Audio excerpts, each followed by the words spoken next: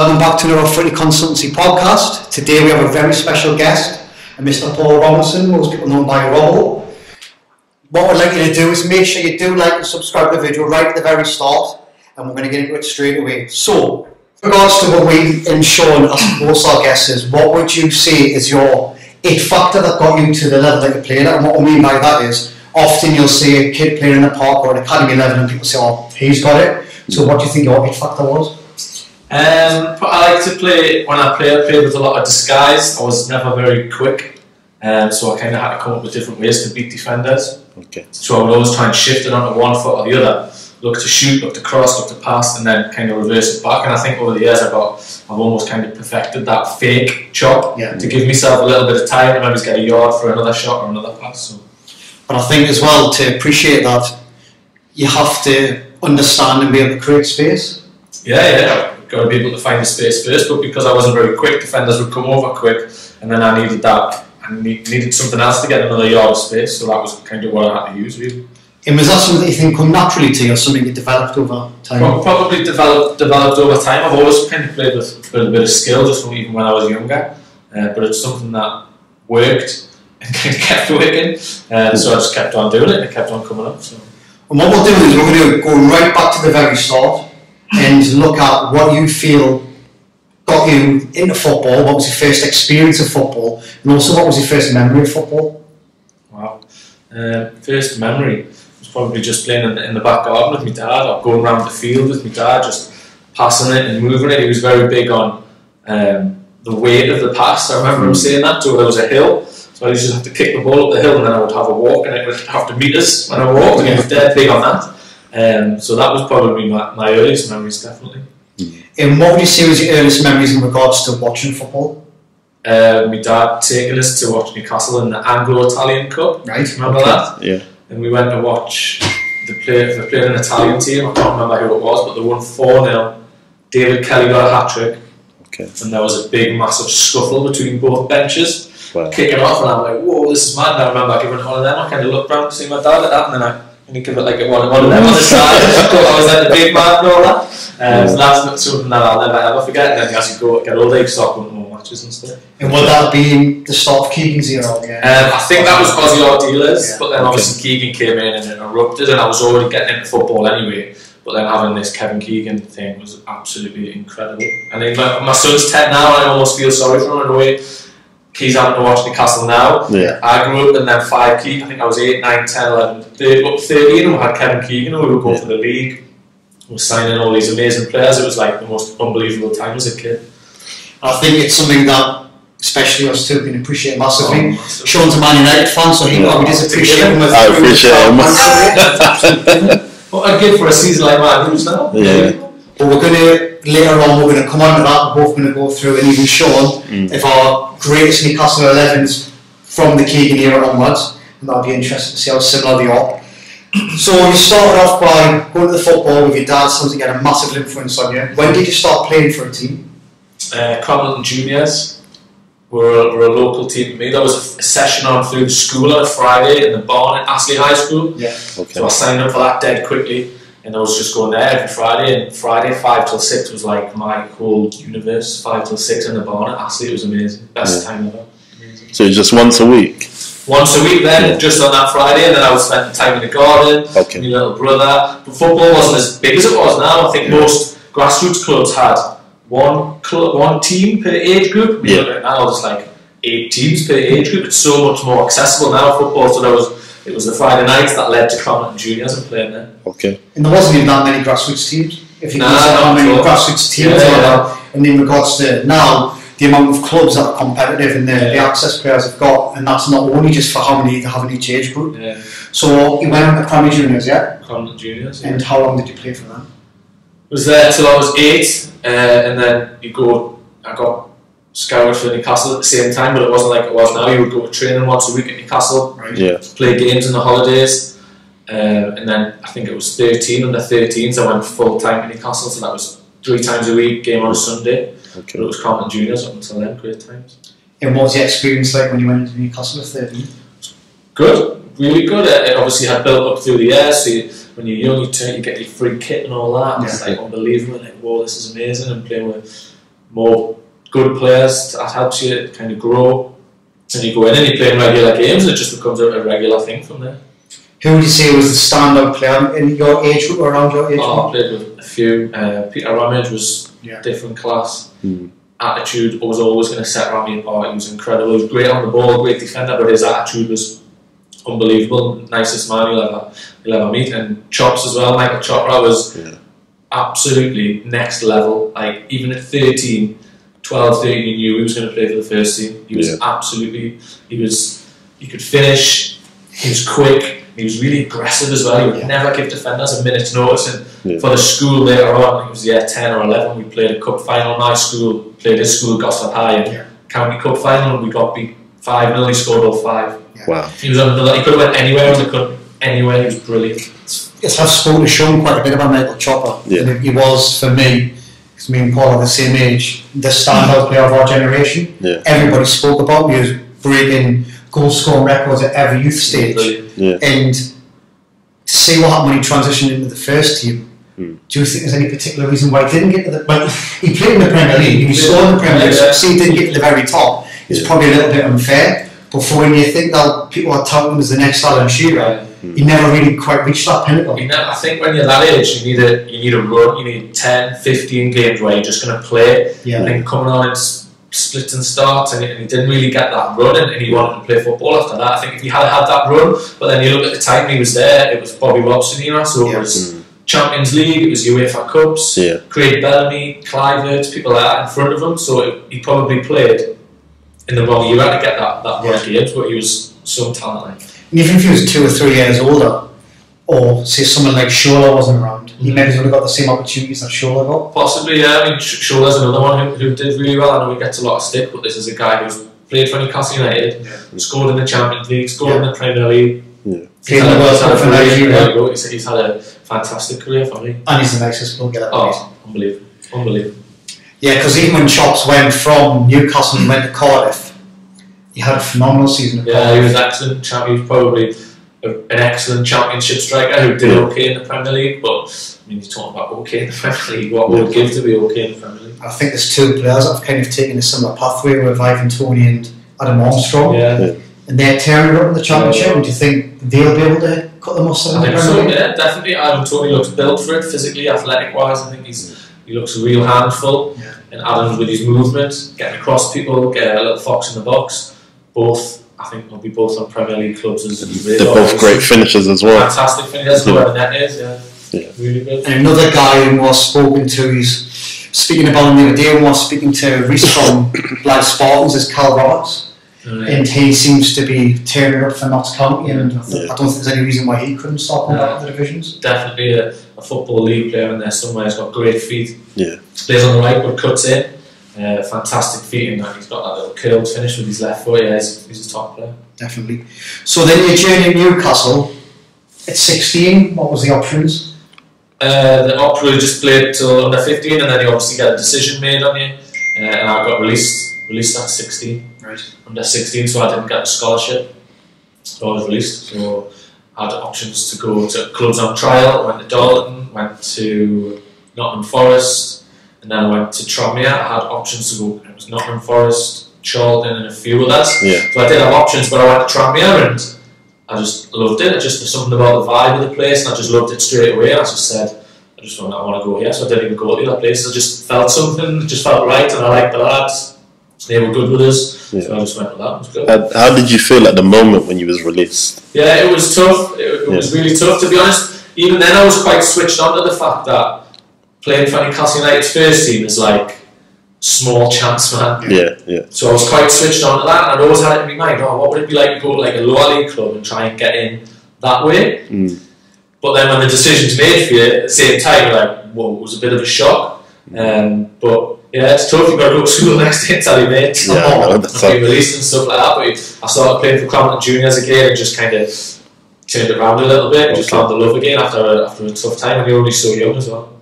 I think that's one thing that we're very, very privileged to have in the North East is a very high standard of grassroots. Yeah. So you can come out in an academy system and still go play against players that a lot of them arguably should be in the academy system. Yeah, definitely, and that's what happened. We're up against some other good teams playing cup finals and things like that, which was brilliant to kind of get us back up and running. So in that journey, you mentioned that you started going football with your dad and watching, and you got into the academy as well. What players inspired you in that time, watching and playing? Peter Vase was the one. Oh my God, what the greatest footballer that Newcastle have ever produced ever. Yeah, Shearer, the best goal scorer. Yeah. Peter Vase was like next level. His tricks, and it wasn't necessarily just his tricks and his ball striking and his attitude. It was his attitude. Yeah. You talk about high pressing now and counter pressing and things like that. Peter Vase created that. He was the one with his little slide tackles, hooking it back and stuff. Yeah. He was so good. He was brilliant to watch, and all that team, to be fair, the 95, 96 team, Ginolas, Robert Lee, people like that. I was really, really blessed to watch that team and be able to see them week in, week out. It was amazing. I think that even just before we got into football, you see that we produced the likes of the Gascons and Waddles as well. Yeah. So as an era for producing players, it was unprecedented. People talk about now that the conveyor belt maybe have slowed down in the northeast, but that's some height to try and get back to. World class football. If you're saying that, how are we going to produce another Brian Robson, another Paul Gascoigne, another Alan Shearer, another Peter Beardsley?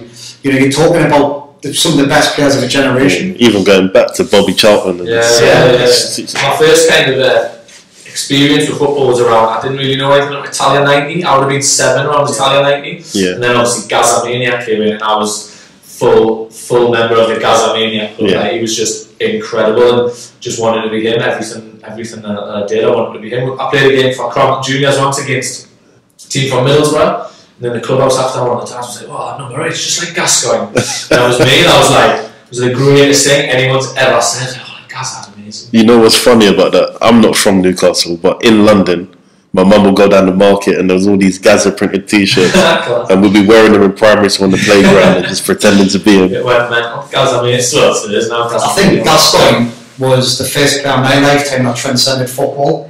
I know after that you'll probably see the likes of Beckham's, Messi and Ronaldo and stuff. But back then, you didn't even need to watch football to know who Gaza was. It was just so different, everything that had been before. Maybe Glenn Hoddle, similar, but he played with so much skill and swagger, and class, absolute class, phenomenal. So how long were you at Tranmere? I went when I was 16 and I left when I was 20. So I did my last GCSE on a Friday and I travelled down on a Sunday. That was it, living in digs. And what happened once the Tranmere journey was over? What was the options? So I had the 4 years at Tranmere in the youth team, and then I signed for York after that, York City. So it was good Tranmere though, not like regret, but kind of if you knew then what you know now, and I think things might have been a bit differently. I was at a club that, like I mentioned about the pathway, they had a pathway. I could rattle off 15, 20 names of lads who I've played with, who've gone on to played for Tranmere and played for other clubs, and I wasted my opportunities there, because if you're good enough, you go to the team there. I just didn't have that. Because I think one of the main things that we're looking to do on this channel is to give advice to young players so they don't make mistakes that other players have done. You're saying now, looking back, you could have done things differently. What would you have done differently? Oh, absolutely loads differently. I didn't live life the right way. I kind of seen it as a job. So I would wake up, go to training, come home. That was it. And, I mean, I listen to a lot of podcasts, not as good as yours, and I read a lot of books and stuff. And the high performers and the best players, for me, the whole attitude to work is incredible. They outwork everyone, they outrun everyone. Their attitude to practice, to extra, is incredible, and that belief in themselves. And of them 3, I didn't have them 3. I didn't have enough. I wasn't mentally strong enough to kind of cope in that environment. Because that's interesting when we've spoke to Paul Davis and Jason Lee, who got to the very top, both played European football and won a decent amount of their careers. They said that was what got them there. Was that determination? Was that mindset?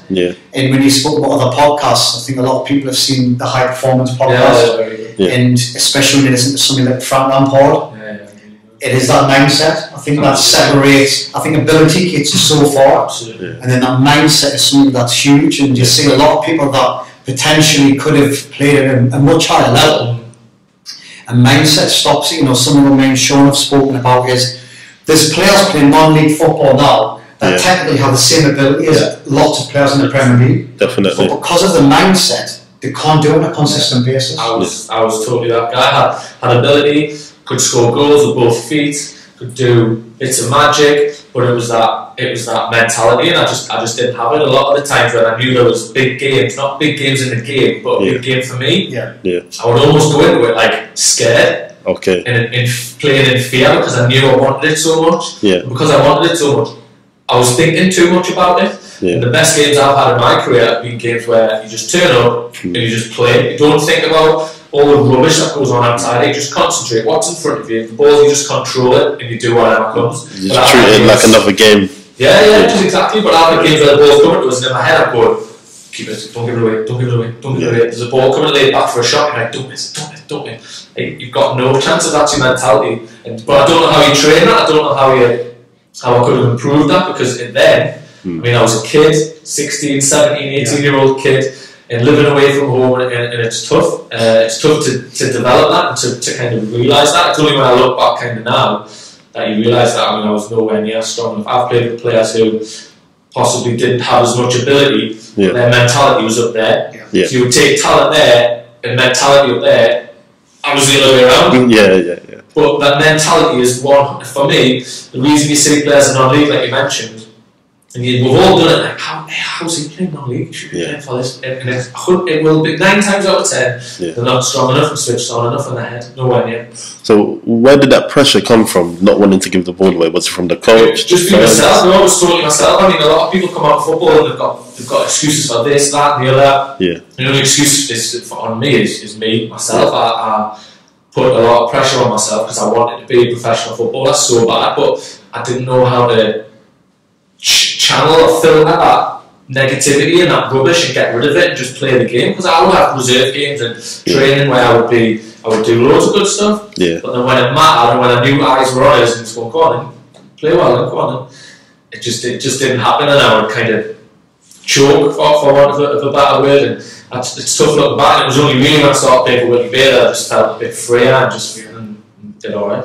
So I think now when you look at the new coaching models that are being developed for youth football and even senior football, and something that I think a lot of coaches take for granted is the four-corner model.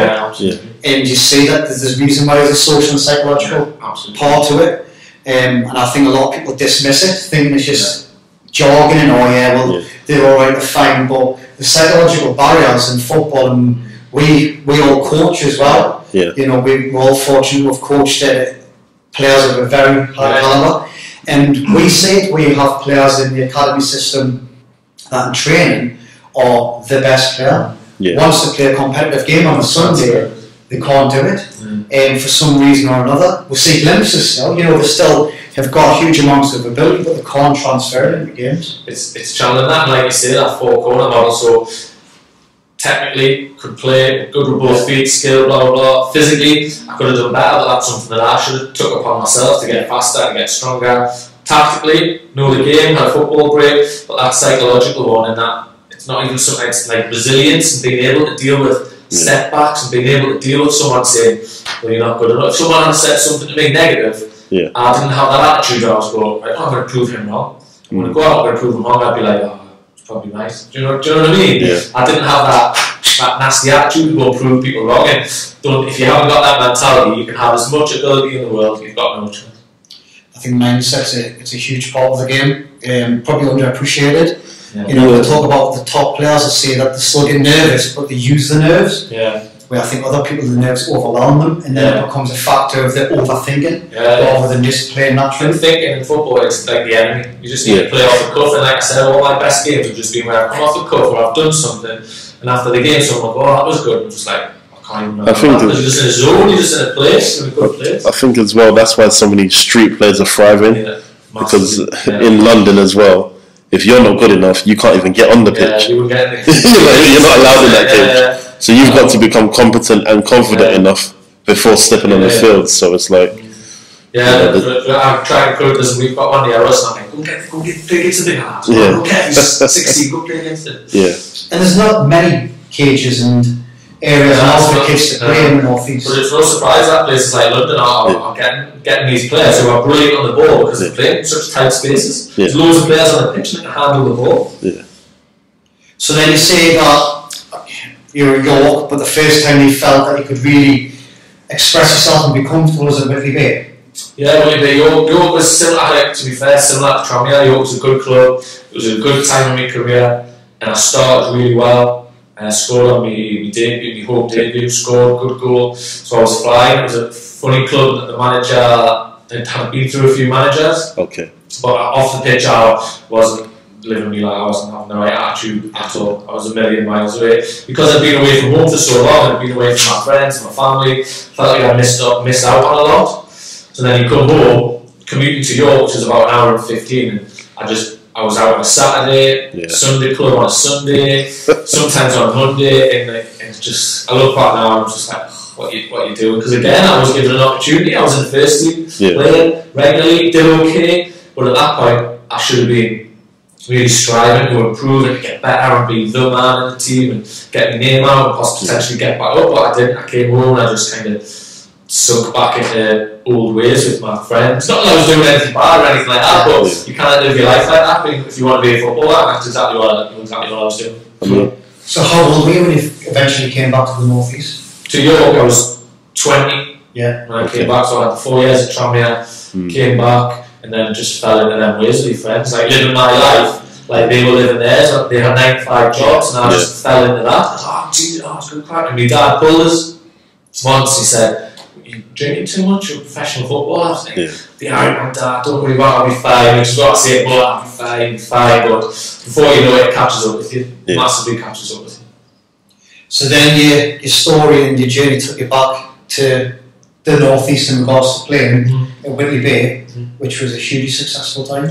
Yeah, Whitley Bay was good. I had a few non-league clubs before I signed for Whitley Bay, so I was at Bedlam for a year, Blue Star for a year, and at that point, I mean, you look at the way I described it, you was released from Newcastle, didn't work out Tranmere, didn't work out York. The 2 years in non-league were just alright, and I was just kind of scratching around for somewhere to play and find like a home, and find somewhere where you can be appreciated and be loved, and I massively got that at Whitley Bay, massively. Did the style of play at Whitley Bay complement the way that you played? Oh, massively. First, the manager and the assistant manager were brilliant. Ian Chandler and Steve Cubby.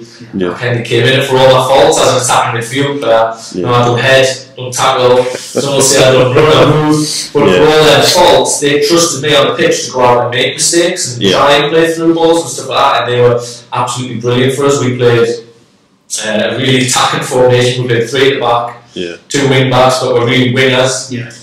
2 central midfield players, 2 centre forwards, and I was just kind of in there. And it was just like, they would say stuff like, get Rob on the ball, get him on the ball, and I'd just be like, it's amazing this. Like, finally, you find some trust in someone who wants you to do well and believes in you. So that was absolutely amazing. I probably hadn't had that feeling since the youth team days at Tranmere. So that was amazing, and just felt invigorated, and I went on to do quite well. So in your non-league career, you went on to win 3 FA Vases. Can you talk through that? Yeah, they were an amazing time. So we won 3 on the bounce, but the season before that we got in the semi-final, which was a brilliant run. And you come out with professional football and you think like days playing in front of big crowds and playing big games, you think them days are gone. So it was just kind of, we went to the semi-final and we loved it. We loved the big crowds, we loved everything on the game, the massive games. It was just, we just wanted that feeling again and again and again, and then we won it and we want to do it again. And it's not really, you don't plan to go out and win it, it's just you take every game where it's like everything was on the line, and I love the intensity in them games, and the crowds got bigger. And I love them. I love them games. They were brilliant. And at that point, I wasn't playing with any fear. I had nothing to stop us. I knew there was people in the dugout who believed in us. I knew there was people on the team who believed in us. So it was just a case of just playing. I probably found a level that I felt comfortable at. So it was just a case of getting on the pitch and just enjoying it, and I loved that time. Was that at Wembley at the time or at Cardiff? 3 games were at Wembley. Okay. So we were there lucky. I think there was a period in the 2000s where Wembley was getting renovated. I think it was a game at Tottenham, there was one at Birmingham. Okay. So when we came in, I think there'd been 2 previous years had been at Wembley, so we were at Wembley as well. Fantastic experiences. And it's interesting that you talk about how you thrived off playing on the big stage. But yeah, that was something that kind of crippled you in your younger years. Yeah, it wasn't the big stage that kind of crippled us. It was just the I don't know what it was. I just played with fear because I wanted it so much. I mean, there was only a couple of times in my years at Tranmere when I thought, give us a chance, God, put us in the team. I'm doing well, put us in the team. There was only one or two. And I think if I had went in then with a big crowd, I think I would have thrived off it then. Yeah. But then chances, even in my head, when my head was right, I was playing well, and I was feeling sharp, they were few and far between. But I just wanted to play in front of the crowd. You want people to think, I was good, and I kind of lived off it, thrived off it. Because you've mentioned there about the kind of environment that was created at Whitley Bay and how you felt at home and the way they spoke about you. Do you feel if you'd had the same nurturing of that when you went to Tranmere, that things could have been different? Potentially. I mean, the youth team manager was really good. John, he was a big fan of mine, and he tried to, champion my cause to the powers that be above him. But you can do that all you want, but it was then still to show him right. Do you know what I mean? And I didn't do it enough. I definitely didn't do that enough, which is why you kind of ended where you do. Yeah. So, do you think the guys at Whitley Bay, because a lot of guys that I know are sports psychologists, so do you think that removed the anxiety from your game when you was there? Yeah, possibly because it wasn't as high a level. Yeah. I wasn't as much riding on it, and I just think at that point I was just like, I just want to play, and then I found this environment where wow, people think I'm alright, I'm decent, and I just ran with it. Okay. And then journey after Whitley Bay, was that by sport? No, I went to Darlington first. Darlington came down the leagues, and had won the Northern League, same league at Whitley Bay, but like 2,500 people, so massive club at our level. Yeah. So I went to Darlington, and that didn't really work out. We had manager Mark Wade, who's top manager by the way. Yeah. Really good. He's very intense. He's very wants to press high. He's intense. So it probably didn't suit my style of play. And I think we both realised pretty quickly that we weren't right for each other. But he was brilliant. He was never horrible with us. He was always good. He tried to fix us up with the club when we both knew that it wasn't going to work out. Yeah. So he was excellent. Someone who I still see now at kids, and he was the top manager and got Darlington back to where they are now. But it was never going to work out because of the two kind of the clashes of style. Really. And again, it seems like something that if the external pressures or if things weren't kind of right for you, it was a difficult time. Yeah, I mean, I'm not like a steady away right back who can play in most teams, you know what I mean? I probably need that love and that around us and the right to play the right sort of ways. Because I'm a footballer, I don't want to just looking at the channels or get rid of it and stuff like that. I want to play. So you probably need a manager aligned to that to help and support you and to play it ultimately. Because you can make comparisons if you look at the level where you were playing then. But if we look at the very, very top, maybe it's what's been happening with Mesut Ozil for the last 2 years. Yeah. But I think the problem with him was his attitude away from the ball. I mean, people might say didn't work hard enough and stuff, but I always give everything for the team. Do you know what I mean? But I can see what you. I mean, there was a guy, Les Reed, he was a technical director at FA. Yeah, he went down to a non-league club where my mates played at, and one of my mates, amazing player. Yeah. And he said that you've got two types of players in the non-league. You've got League 1, League 2 players, and you've got Premier League players. Yeah. And it's either you're going to get a break in the Premier League or you're not. And people who have your style, they don't really get a break at the top level where they can express themselves properly. That's the thing, you can't. You're fighting against you when you fall further down. But listen, when I was 15 years old, my dream wasn't to play for Whitley Bay. You know what I mean? But you kind of just deal with what comes, don't you? I got into non-league football and I've had amazing experiences and met brilliant people and had a blast really. Ended up playing over 500 games? Oh yeah, I think so. Still trying to add to that. Yeah, COVID hasn't helped, but over 500 games over various different Northern League clubs and stuff like that. So what would be your one bit of advice, and obviously you'll share this advice with your son, who's currently a academy player. What would be that one bit of advice that you would give to any youth player now that's in a similar position where you were? They're in a Catalan academy, they've got ambitions of playing at the very, very top.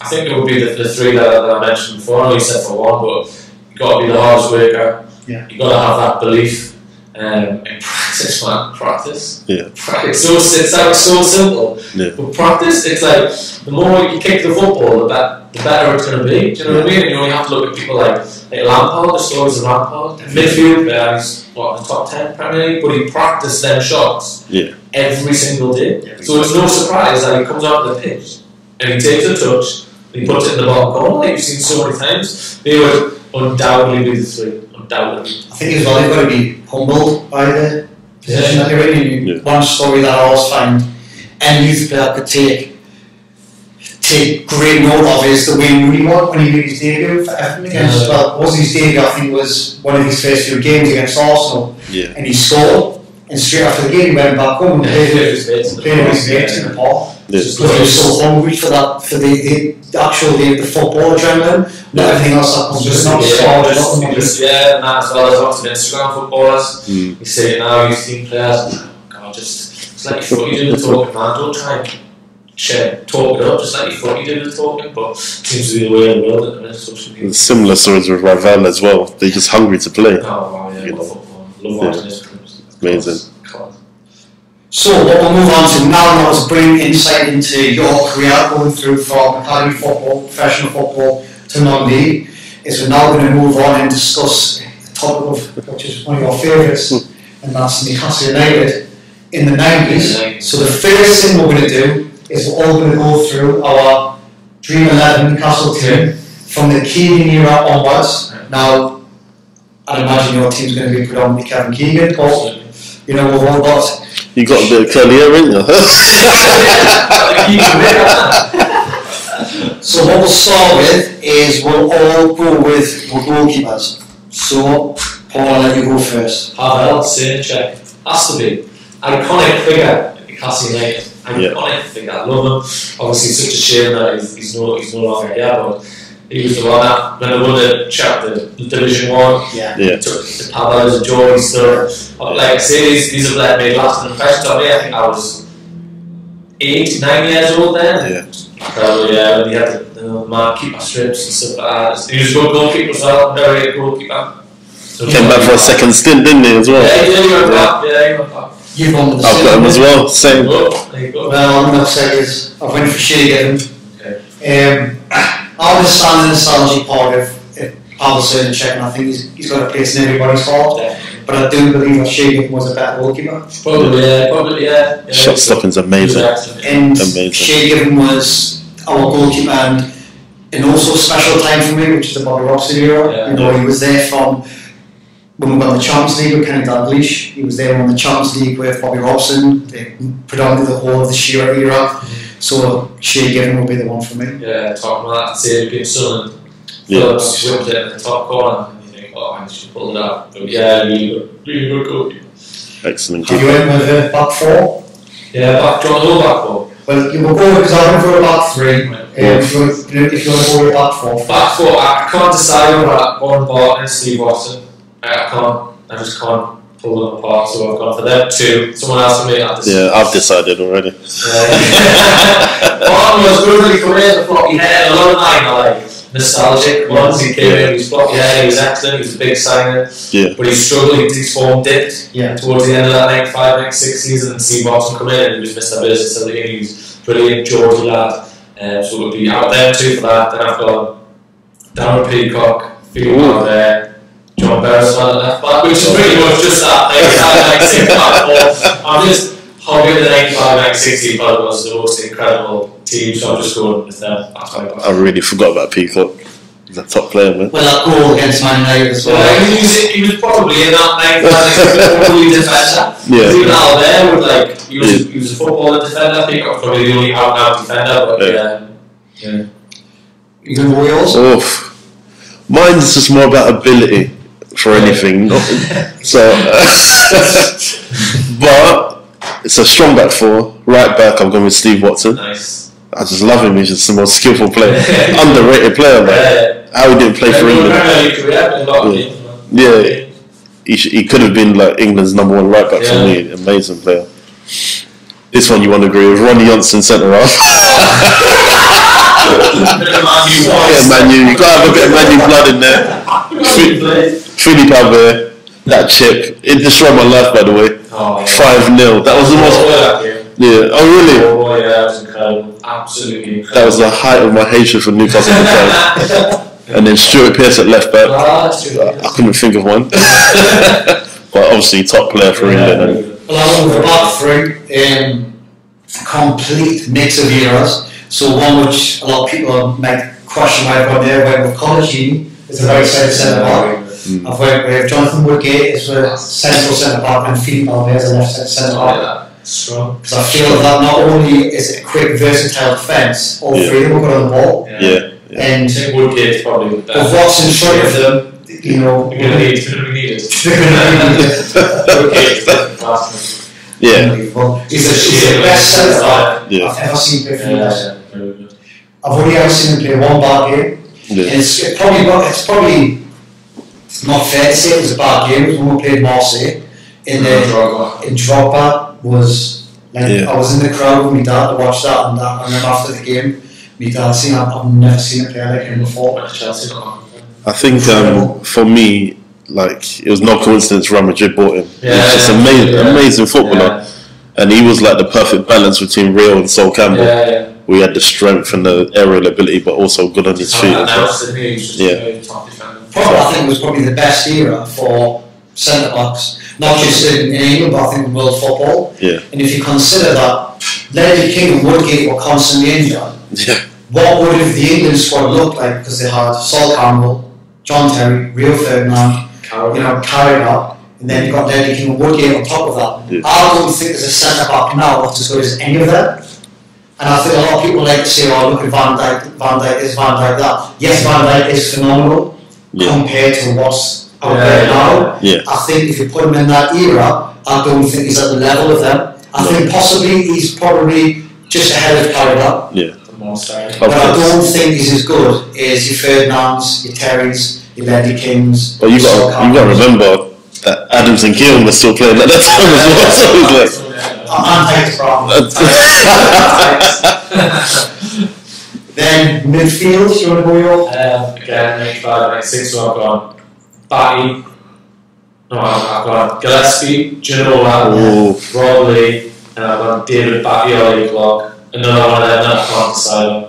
Lee Clark, nice. Lee Clark. The first 6 months of that season, he was outstanding centre mid, probably. He was good and brought Batty in. He didn't play as much after that, but I mean, that midfield for Gillespie, different class. Ginola is probably one of the best players I've ever seen live. When we were in Newcastle, we used to get tickets on the family enclosure. Ginola used to play on the left. So it was like high on the left. Was it the East Stand? Yeah, East Stand, So he had an airway from Ginola. He was a big, strong man. He was, he would pin people. He had that turn around, go that way, touch it that way, and then a big touch that way. I absolutely love watching him. Top player, man. Absolute class. I've seen him ruin Gary Neville's life. Trying to think of a left midfielder that didn't ruin Gary Neville. I could name a million, but I've gone with Keith Gillespie as well. Nice. Rob Lee. Nice.